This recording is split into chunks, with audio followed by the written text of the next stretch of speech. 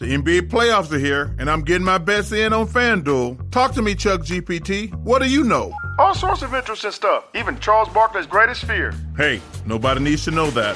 New customers bet $5 to get $200 in bonus bets if you win. FanDuel, America's #1 sportsbook. 21 plus and present in Virginia. Must be first online real money wager. $5 deposit required. Bonus issued is non-withdrawable bonus bets that expires 7 days after receipt. Restrictions apply. See full terms at FanDuel.com/sportsbook. Gambling problem? Call 1-800-GAMBLER. Welcome to It Takes Energy, presented by Energy Transfer, where we talk all things oil and natural gas. Oil and gas drive our economy, ensure our country's security, and open pathways to brighter futures. When it comes to meeting the world's energy needs, more is better.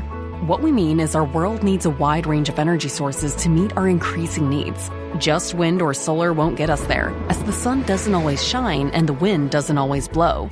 With our growing population and the increasing use of energy-demanding technologies like AI, reliability is key, and the reliability of natural gas is unmatched by wind and solar. That doesn't mean we all can't work together, but natural gas is vital to ensuring we meet our energy needs. Look around, and you'll see the essential role oil and gas plays in our lives. Our world needs oil and gas, and people rely on us to deliver it. To learn more, visit energytransfer.com. Welcome to It Takes Energy, presented by Energy Transfer, where we talk all things oil and natural gas. Oil and gas drive our economy, ensure our country's security, and open pathways to brighter futures. When it comes to meeting the world's energy needs, more is better.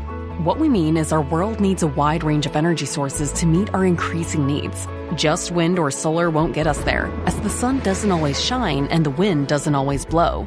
With our growing population and the increasing use of energy-demanding technologies like AI, reliability is key, and the reliability of natural gas is unmatched by wind and solar. That doesn't mean we all can't work together, but natural gas is vital to ensuring we meet our energy needs. Look around, and you'll see the essential role oil and gas plays in our lives. Our world needs oil and gas, and people rely on us to deliver it. To learn more, visit energytransfer.com.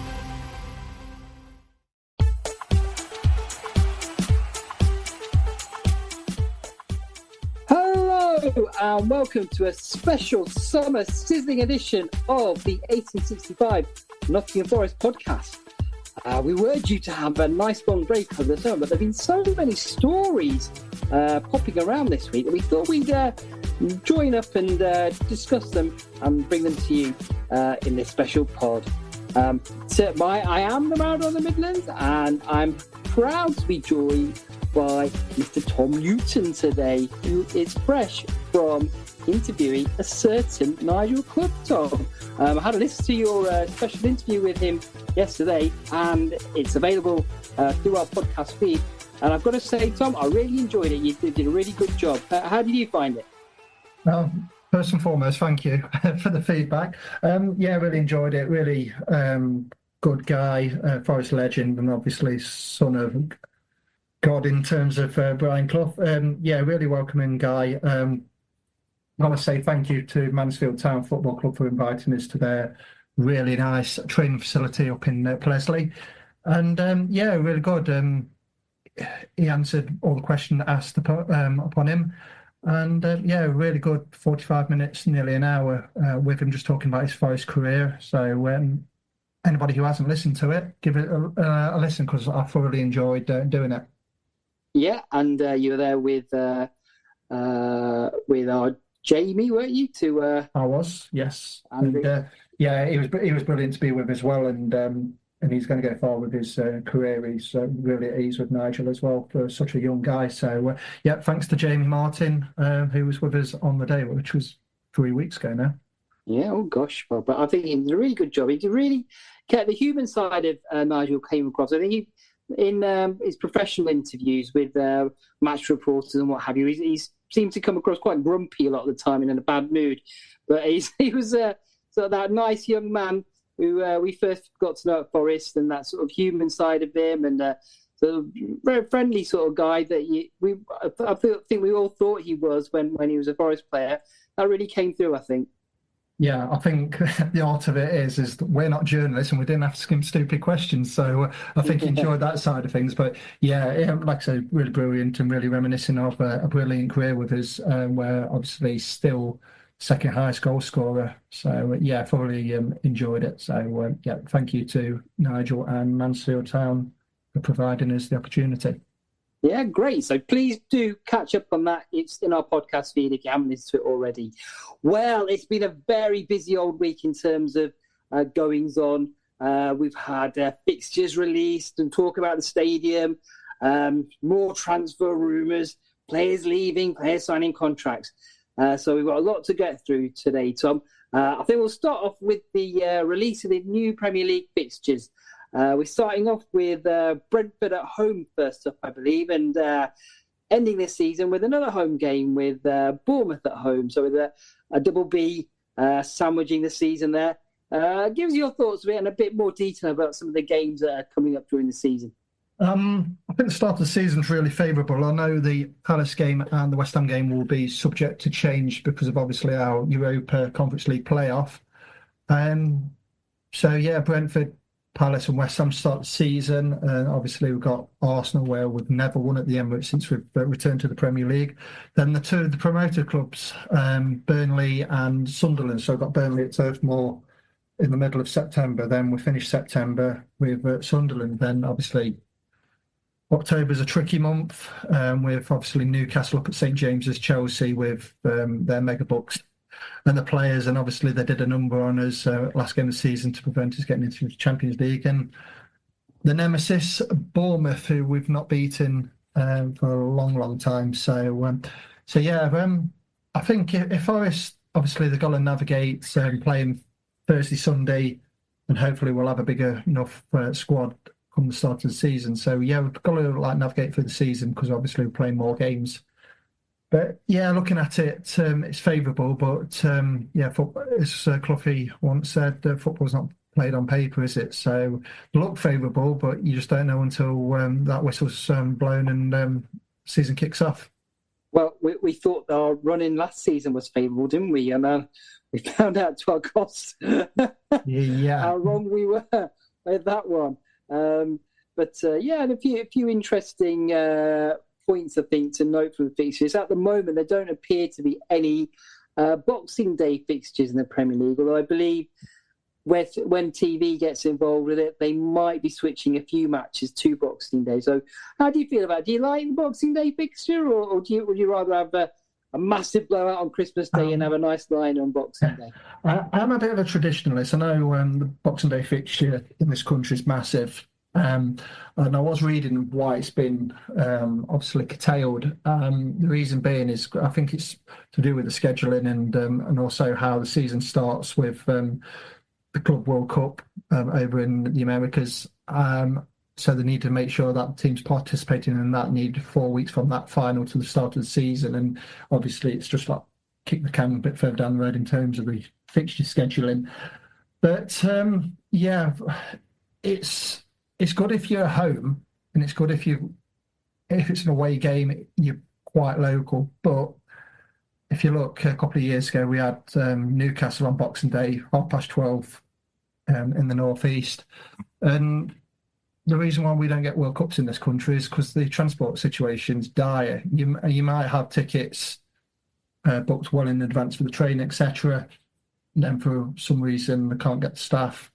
Trains are cancelled and you're basically knackered. You could be like 100, 200 miles from home, and how do you get home when there's no trains? So, yeah, I can see both sides of the stories regarding the Boxing Day kickoff. It's great for a home fan, not so good if you're an away fan. Yeah, this country, Tom. This country. I think, they should get to sort out the transport problems here. Those people smugglers, they can get people over from France, no problem. Yeah, well, we'll leave that to the politicians and reform and all of that, and we'll stick to the football. We do claim to be we don't claim to be experts, but we do try, don't we? So, yeah, going back. I do claim to be an expert. So that's where you and I differ. yeah.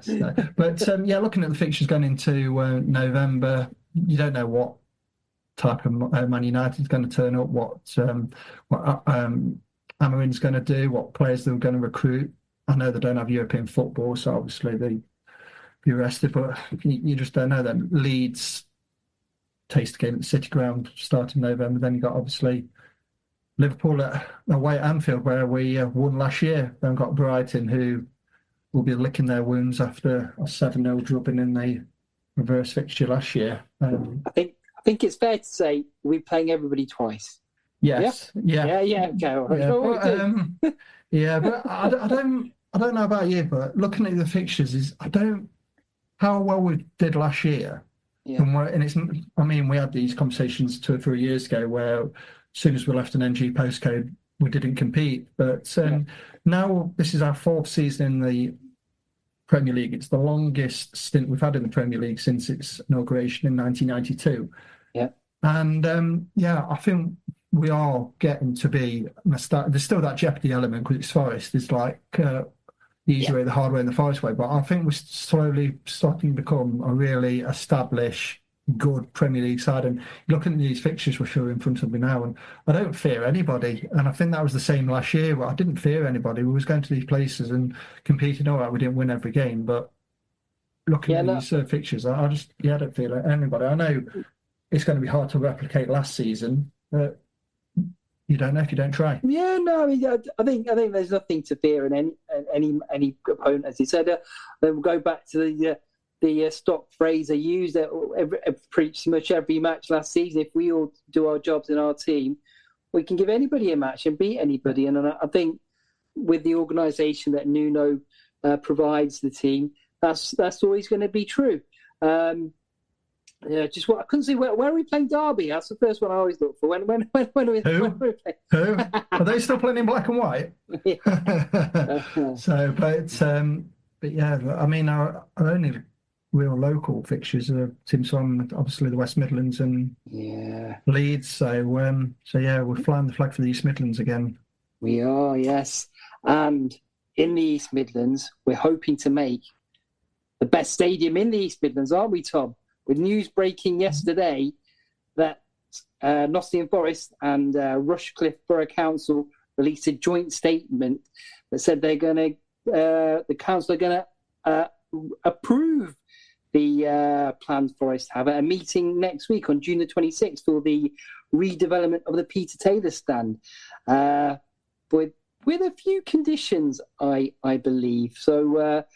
But I think we've been here before, haven't we, Tom? I remember a couple of years ago, I think you actually went to the meeting on a weekday afternoon. You've got so much spare time in your hand, you can go and do that sort of thing. Go to a planning meeting during the day when the rest of us are at work. They approved it that day as well, didn't it? Yeah. Why did it go wrong? What's the difference between that time and this time? I think it's all to do with the conditions, and obviously they put this section 106, which obviously Forest have to contribute to the local infrastructure, and trying to get that over the line was impossible in terms of if you listen to politicians and MPs and things like that. To be honest, it's gone on so long, hasn't it? February 2019 was when these plans were first released, and Martin O'Neill was our manager, and it was the day we beat Derby 1-0. But it's gone on so long, there's so much red tape, and it's like, I'm surprised anything gets built in this country. Because this country, Tom. Yeah, this country again. It's just like, if you look at the section 106, I know obviously Forest want to do this new redevelopment and everything, but the council have asked for like the world and more, haven't they? Obviously, bus lane contributions, improvements, junction improvements, this, that, and the other, and it's just gone on and on and on. And then obviously we've got this planning meeting next Thursday, and there's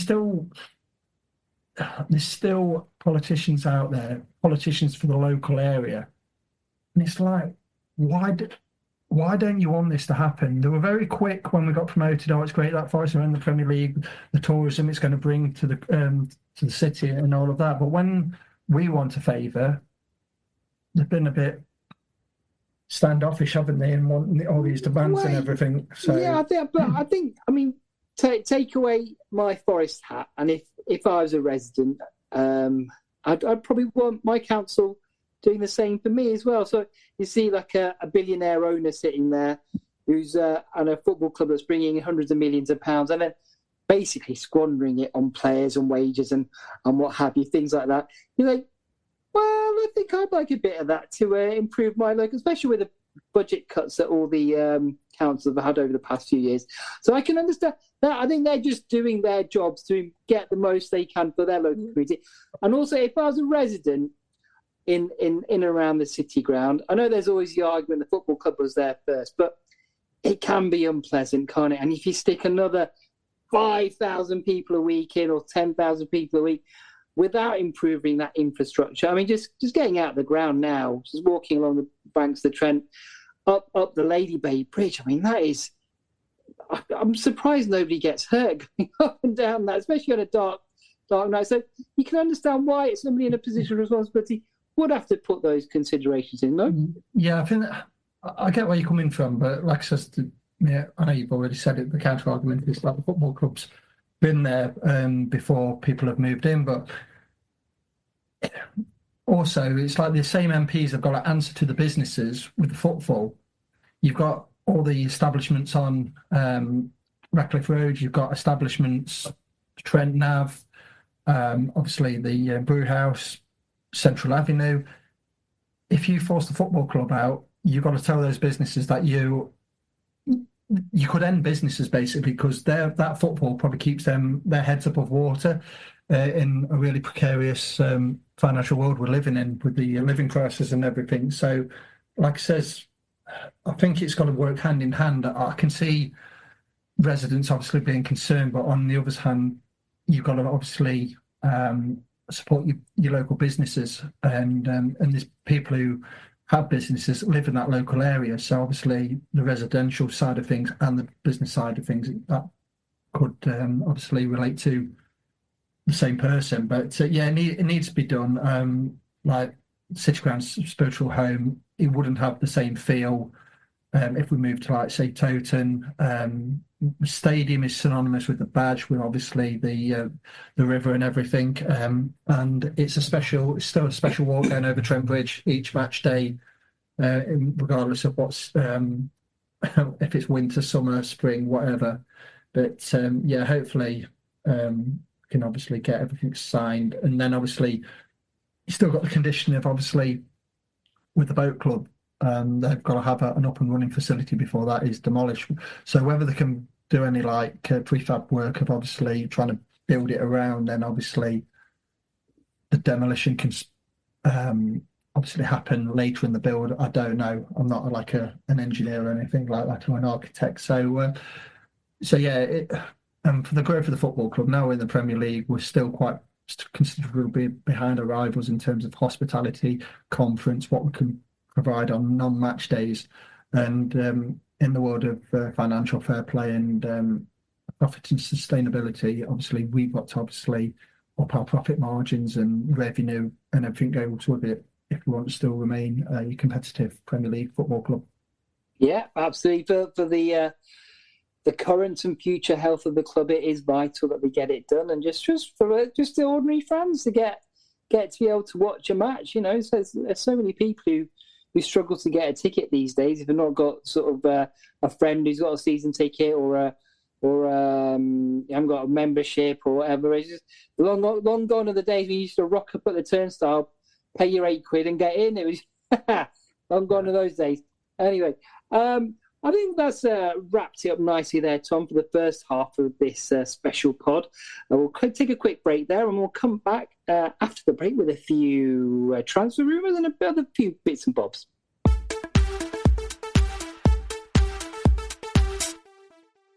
Welcome to It Takes Energy, presented by Energy Transfer, where we talk all things oil and natural gas. Oil and gas drive our economy, ensure our country's security, and open pathways to brighter futures. When it comes to meeting the world's energy needs, more is better. What we mean is our world needs a wide range of energy sources to meet our increasing needs. Just wind or solar won't get us there, as the sun doesn't always shine and the wind doesn't always blow. With our growing population and the increasing use of energy-demanding technologies like AI, reliability is key. and the reliability of natural gas is unmatched by wind and solar. That doesn't mean we all can't work together, but natural gas is vital to ensuring we meet our energy needs. Look around, and you'll see the essential role oil and gas plays in our lives. Our world needs oil and gas, and people rely on us to deliver it. To learn more, visit energytransfer.com. You're listening to 1865, the Nottingham Forest Podcast. Hello and welcome back to the 1865 Nottingham Forest Summer Special Podcast. We've had a look back in the first half at the stadium redevelopment and the Forest's new fixtures for the upcoming season. And now we'll do a bit of a dive into the transfers and what have you. But before we do that, I think one bit of news that's broken today is that Willy Bolly, our now long-standing centre-back, as well, long-serving centre-back. He's been there a good 3 or 4 years now, so he's nearly ready for a testimonial. He's agreed and signed a new 1-year contract. What do you reckon about that, Tom? Yeah, pretty good. He's obviously a centre-back, and obviously we're going to play a lot more matches this season, so obviously we need that squad depth. And he's probably one of the few players in the current squad who's got European experience. And I think Nuno likes him a lot from his Wolves days. And potentially could be space on the coaching staff when he decides to hang up his boots. So, 1-year deal doesn't harm anybody in terms of financial outlay, does it really? It's not like we're giving him like a 5-year deal on 100 grand a week or anything like that. I know a lot of fans out there which special mention who it announced this week that Harry Toffolo is departing the club, and he's been a fantastic professional both on and off the field, with obviously in the community stuff, mental health, and a lot of fans saying, "Oh, why didn't we give Harry Toffolo a deal?" First and foremost, he at 29, he's still got a lot of playing days in him, and like I said, at 29 he wants to be playing. He doesn't want to be on the sidelines and doing community stuff. He wants to be playing. I know the community stuff was important to him, but first and foremost, he's a professional footballer, and his family's really been welcomed with open arms since he joined Forest from Huddersfield in 2022 and embraced the local area. And even if he goes to Leicester, or I'm not saying Derby, but if he goes to Leicester or or Sheffield United, so he can stay in the local area, I won't be against that. I think he's got a lot to give any club, and even teams that you can probably say we're still in the bottom half of the Premier League in terms of reputation, because obviously it's only recently that we got promoted. But yeah, I think he can still do a job at, say, like a Burnley or a Leeds or something like that. But whoever signs Harry Toffolo are getting a fantastic professional and a fantastic human beings. Yes, I think it's. I think I would have been surprised if he'd been offered a new contract, but because he didn't play that many games, and let's be honest, to the level we want to be at over the next few years, he's not quite that level. And I'm partly a little bit surprised that Willy Bolly got a new contract too, and then that he agreed to stay, because he played so few minutes last season that you would have maybe thought he would have wanted to go and get some more match time elsewhere as well. In my mind, in a perfect world, we would have brought in another centre back who then pushed Maradona into the Willy Bolly role, of just sitting on the bench for the whole season. But maybe we'll have two of them sitting on the bench. Who knows? And there's older, my favourite, Omadeli. Yeah, he looks sealed and delivered, isn't it, at Strasbourg? I think they're going to exercise the obligation to make that a permanent. Then obviously we've got David Carmo returning from Olympiacos after his loan there. Tyler Binden, who very highly rated New Zealand centre half.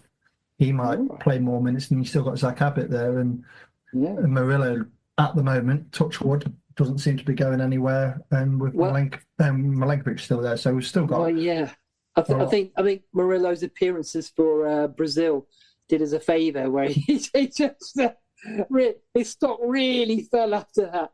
And, So I think that's maybe called the interest for the other clubs. I think Heisen from Bournemouth sort of supplanted him as the one Real Madrid we're going to go for. Yeah, so thankfully, hopefully we're going to have him for another couple of years now down in City Ground. Talking of Brazil, the biggest transfer rumours of the summer has been the potential signing of that trio of Brazilians from Botafogo in Brazil. Igor Jesus, Cuiabano, who's a left back. Jesus is a striker, obviously, and Jair Cunha, a centre back. Another centre back. That is maybe the centre back who's come in and replaced Morato. So that sort of stalled a bit, hasn't it, Tom? I think mainly due to Botafogo's participation at the FIFA World Cup. Is that right? Yeah, I believe so. I know Jesus is, I think that's near enough done and dusted. He says his goodbyes, hasn't he, via social media. The other two, I think there'll be some agreement, but it's just a case of Botafogo concentrating on the Club World Cup. And obviously we're going to need more players, and then obviously it's going to be quiet in recent weeks, whether it's just normal close season. But Danilo rumour going to Leon and Matt Turner. Finally, get him out the door if he doesn't miss the door. Hopefully they be rocking up at Leon. I mean, Danilo just had that bad injury and he didn't really get going, did he, when he made his return? And I mean, some people are probably going to shoot me down, but I just think that really curtailed his development, and I'm still wondering what kind of midfielder he is. Is he a 6? Is he an 8? Is he?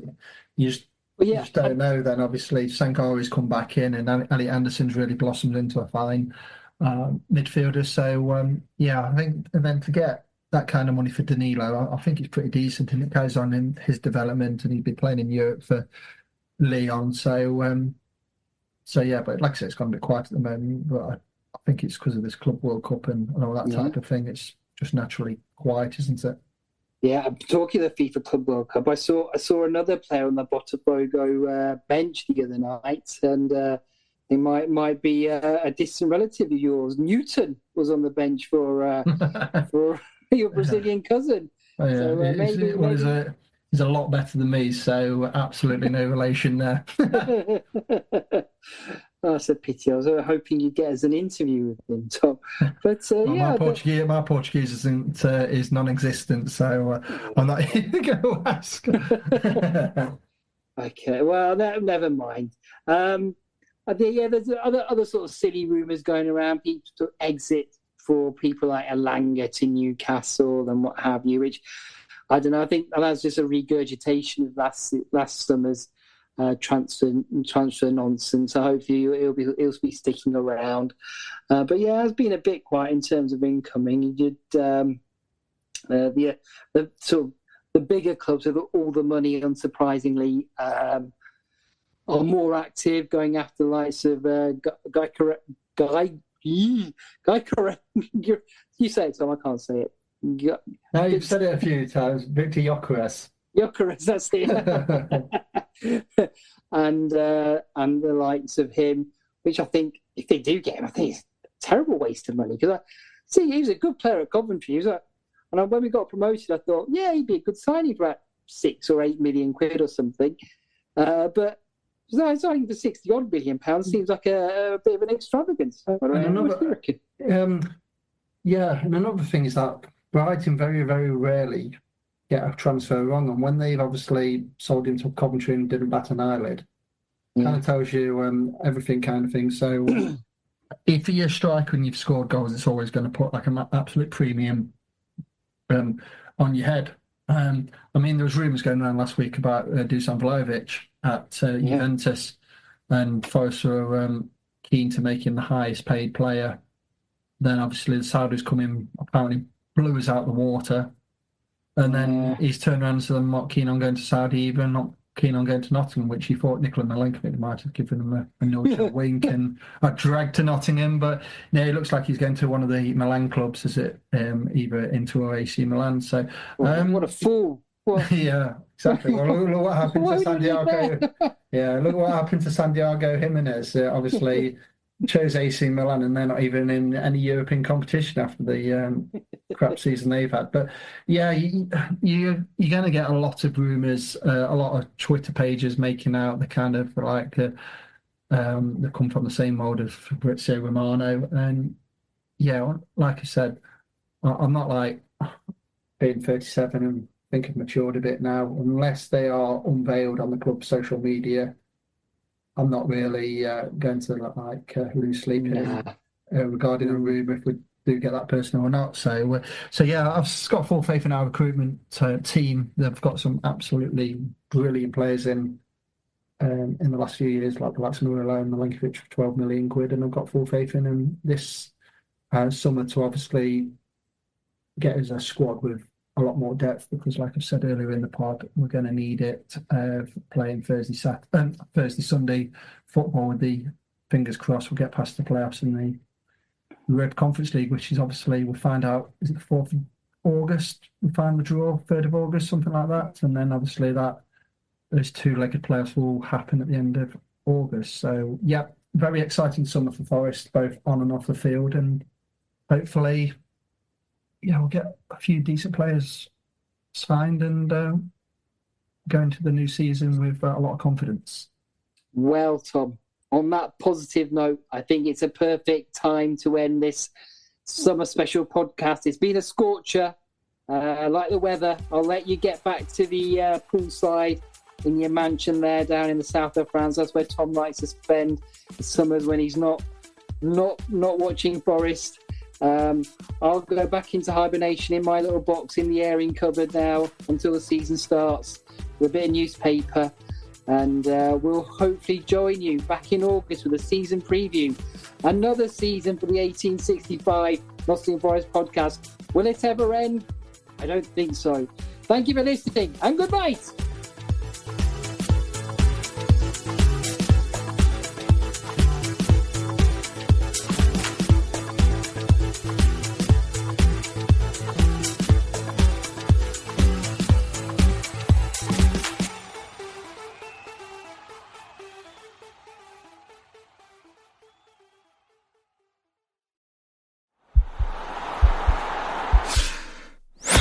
This podcast is part of the Sports Social Podcast Network.